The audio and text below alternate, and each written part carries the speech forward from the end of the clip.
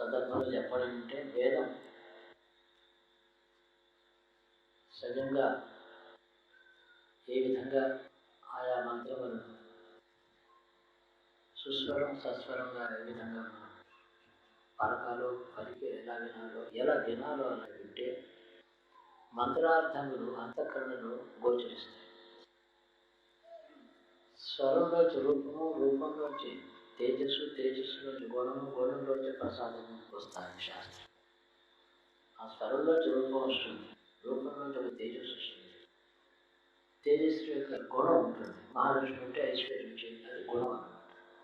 ఆ గుణం భావించి మనకి ప్రసాదం లభిస్తుంది. అంత శక్తి వేద స్వరంలో ఉన్నది.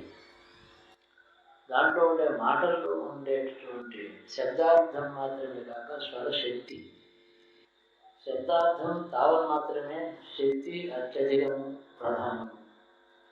ఎప్పుడు కూడా ఒక పర్వదినం నాడు ప్రతి వారు కనీసం 1-2 నిమిషాలు వేదం వినాలి. అది మంగళప్రదం.